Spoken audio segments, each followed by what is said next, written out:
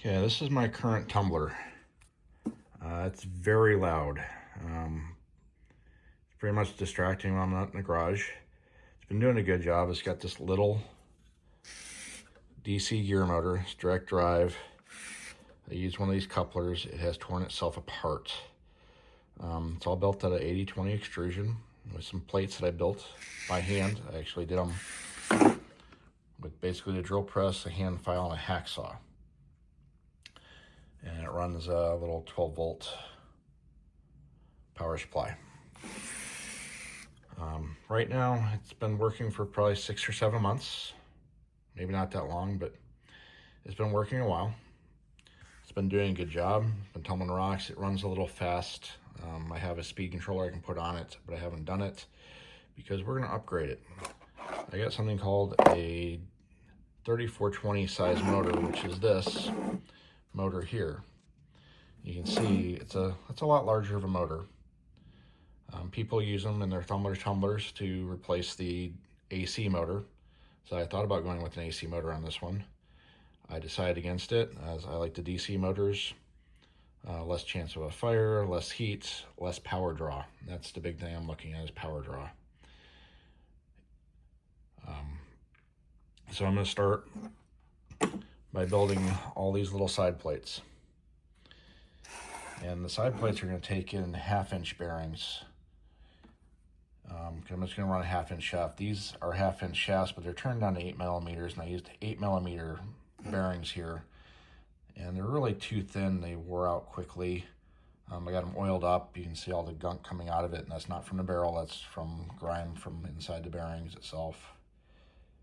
We're going to fix that by putting a little bit more of a stout bearing in. I could have went up to a 5/8 bearings, use 5/8 shaft, but I'm going to use 1/2-inch bearings because that's going to be easier for me right now. So we're going to get on to building the plates, and I'll take you through that process in this video. Alright, I'm just cleaning up the cut ends on this 1/4-inch 6061 aluminum bar stock. Putting some Cool Tool 2 cutting fluid on for a nice cut. Otherwise the sides look gummy if you just do it dry. The bar is actually just sheared it off instead of, obviously it doesn't have a nice milled end. So let's go ahead and give her a cut.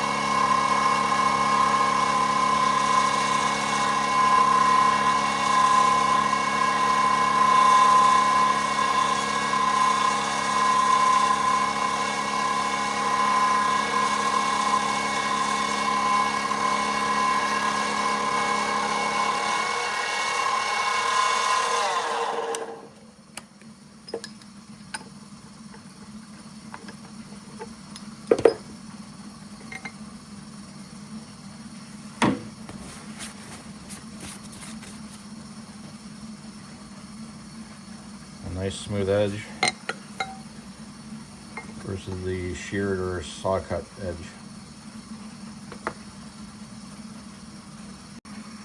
And I've improvised a little machinist stop with a 1-2-3 block and just one of my clamps, and it pretty much holds it in there nice.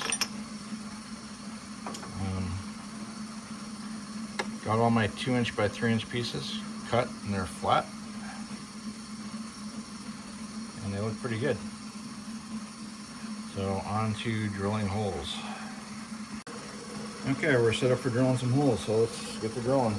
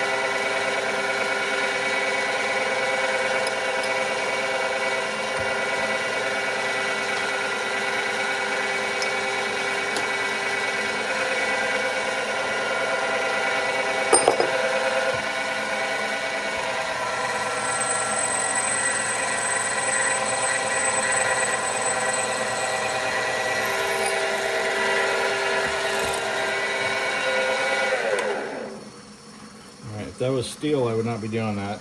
Aluminum, what I'm doing right here is not sharp enough to cut me. Couple nice, evenly spaced holes.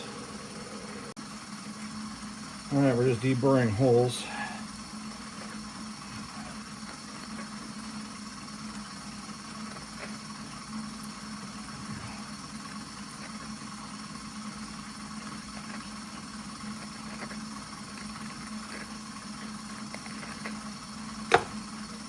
All right, so we got 4 of those. Holes drilled, looks nice. So now we just gotta work on the other plates. These guys for the motors. All right, I found out my little mini mill does not like the hole saw. So we're just doing this to remove a bunch of material. Let's drill some holes.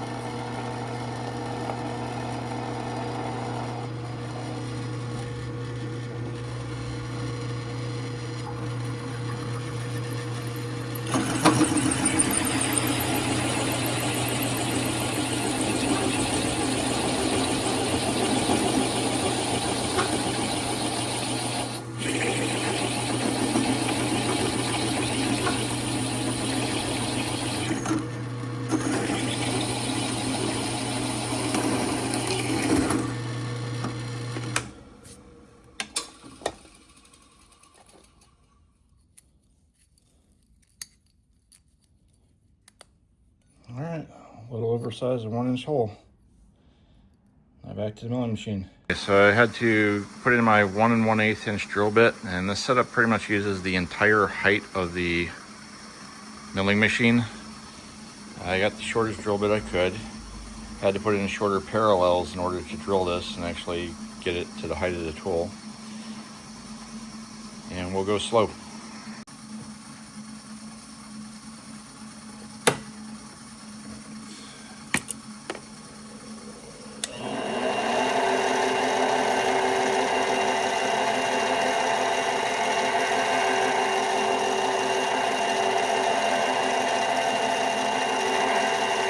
For this big of a hole, I gotta use the fine feed.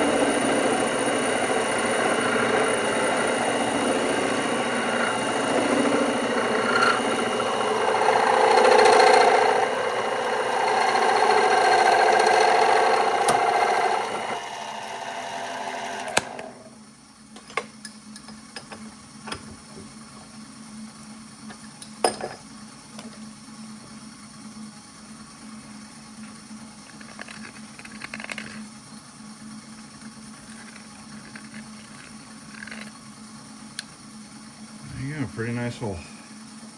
As you can see, I've removed my vise. I've installed an angle plate, and then I have a 25 and a 20 to make a 45-degree angle. And what I'm doing is I'm putting these angles on this. This does not have to be a precision piece because it's just pretty much for looks. Takes a little bit of rough edge out of it. I'm going to show you how I set one up and cut it. I'll grab one of my blanks here. I have it set up so that these two kind of rest against this piece of 3/8 aluminum. It sets in there. I've drilled a hole in a piece of 1/4-inch plate, this piece of scrap, with a 5/16 inch bolt. Bolt it through there. Tighten down, finger tight. Make sure she's in there good.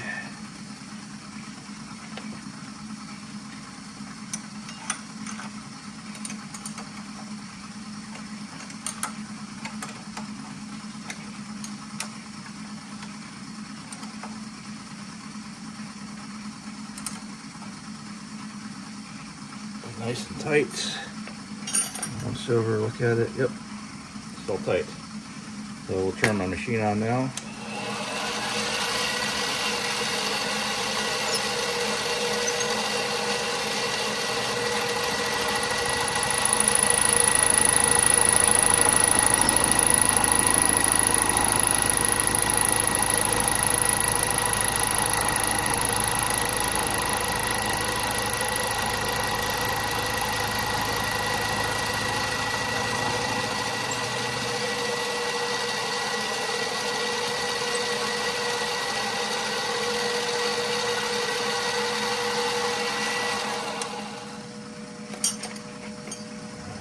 Release it.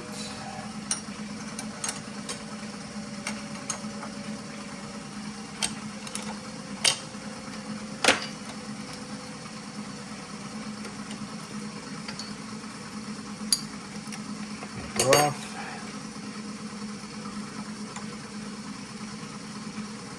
Dust her off. Put it in the other way.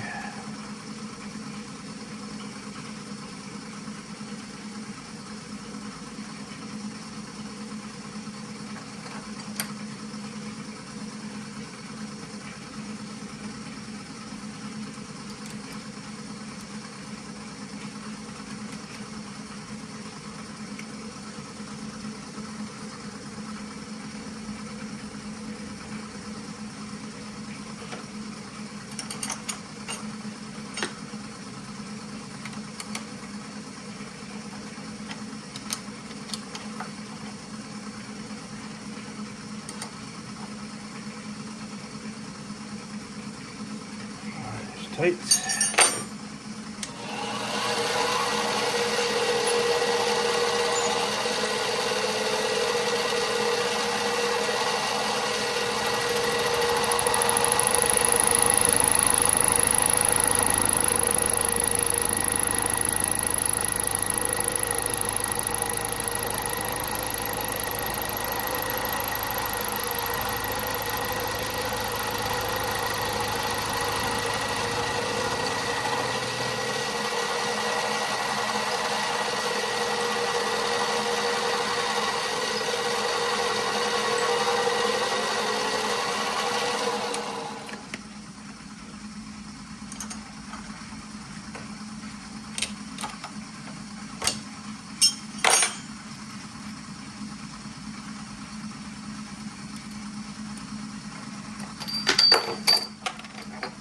Off. You can see I got 3 of them. They look pretty good. Pretty close. Not perfect, but it doesn't have to be. So I just got one more to do. Alright, so now I'm going to do the T-plates, and I've done a little crazy setup with the actual angle plate. I used one of the T-slot holders to make an end stop here, and I use the other 4 from the last operation to make the second block. Puts it at 14 degrees. I'm going to tighten her down, and I'm going to give her a go. I got all my plates done, the 4 bearing plates and the 4 connector plates. Put the angles on them, got my setup tore down, and now I got to mount the vise back up so I can start doing the 80/20 extrusion. Alright, this guy's been cut to 5 inches off one of these, and I'm just going to mill it to its final dimension. And I expect it to shatter and complain a little bit.